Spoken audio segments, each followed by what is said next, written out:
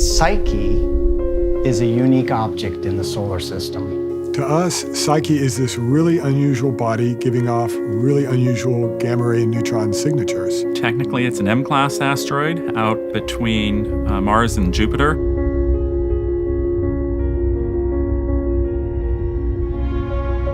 One of the first things you want to know is what's it made of. So the Psyche payload consists of 3 science instruments. One of them is what's called a gamma-ray neutron spectrometer. It's actually 2 separate pieces of hardware. One is the gamma-ray spectrometer and the other one is the neutron spectrometer. Both combined study the elemental composition of Psyche. If you know the surface composition, what it's made of in terms of iron and nickel and silicon and oxygen, you can then start to say something about its history and how it formed and how it evolved. By using gamma-ray spectroscopy, we can measure those elements remotely. We don't have to touch the surface. We don't have to dig into the surface. For Psyche, we're building kind of what we call the Cadillac. It's a very high precision, high sensitivity instrument. It's very similar to the Messenger instrument. That technology that we developed for the Messenger spacecraft gave us a huge head start going to Psyche. For our types of instruments, we don't get to fly them very often. So when we actually get selected for something, that's a big deal for us, where we can take what we learned from the prior missions and implement it now and make an even better instrument.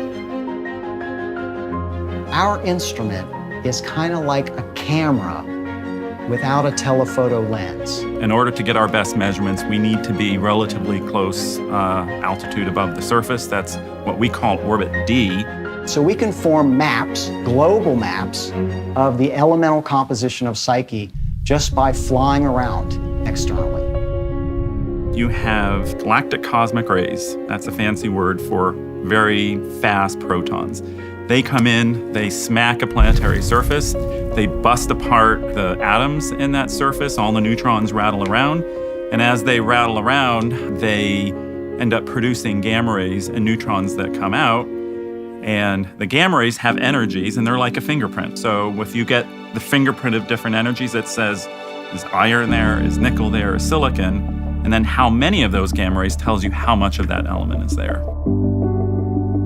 The first thing it takes to do a mission like this is a tremendous amount of institutional knowledge of all the different aspects, not just how do you build something, how do you aim something, how do you guide something, how do you get data from something, those technical aspects. I feel like it's super important to have a team that you can trust, because you can guarantee that at some point something's going to go wrong, probably many things over the many years of a project.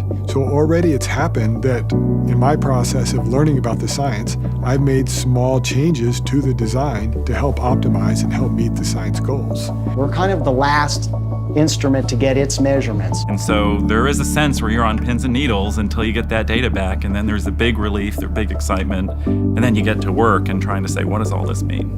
So we'll deliver some excellent science at the end.